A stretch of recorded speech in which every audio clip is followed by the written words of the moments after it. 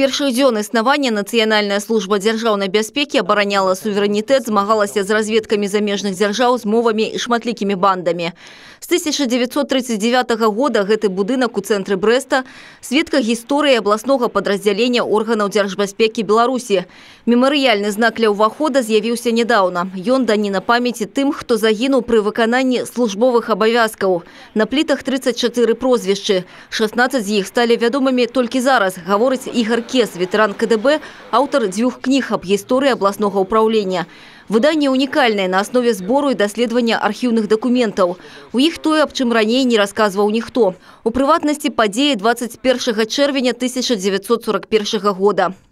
Некоторые злопыхатели писали, что чекисты бежали с первыми залпами орудий. Неправда. С первыми утренними залпами начала войны сотрудники управления, которые прибыли по тревоге, а их было немного, 10 человек где-то, потому что остальные должны были прибыть в особые отделы армии, достойно дали отпор разведывательно-диверсионной группе Абвера, о чем впоследствии ближайший помощник Канариса Оскар Райли с сожалением писал, что не удалось застать врасплох многие подразделения органов госбезопасности.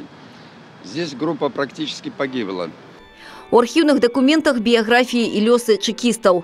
Трагічныя і гераічныя. У глыбокім тыле ворага яны выяўлялі і знішчалі здраднікаў і дыверсантаў. Часта гінулі самі.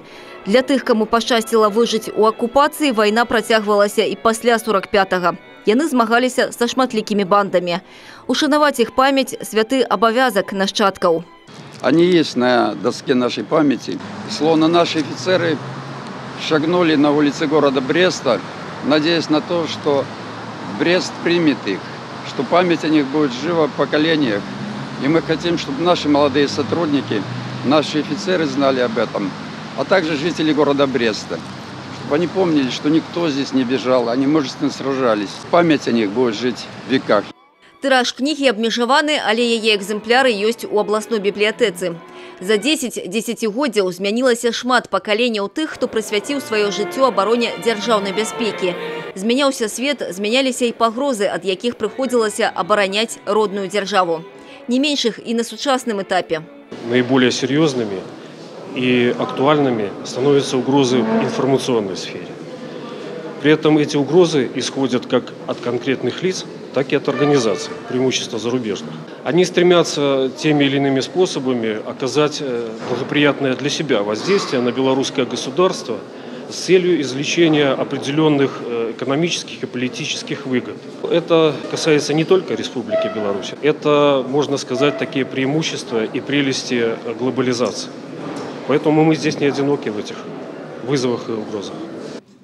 З юбілейнай датай супрацоўнікаў абласнога ўпраўлення Камітэта дзяржаўнай бяспекі Беларусі павіншаваў кіраўнік Брэсцкай вобласці Анатоль Ліс.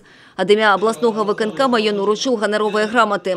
У гонар юбілея і за службовыя дасягненні шэраг супрацоўнікаў атрымалі таксама чарговыя званні і ўзнагароды. Людзі, якія прысвячаюць сваё жыццё абароне дзяржаўнай бяспекі, не чакаюць гучных апладысментаў. За сваю дзяржаву яны змагаюцца на нябачным фронте. Але з іх штодзённых перамог складаецца будучыня суверэннай і незалежнай Беларусі. Хочу поздравить действующих сотрудников, ветеранов органов государственной безопасности, членов семей с нашим праздником. И помимо традиционных пожеланий счастья, здоровья, удачи, я хотел бы обратиться не только к нашим сотрудникам, а ко всем. Шануйте и бережите нашу родину, нашу любую Беларусь.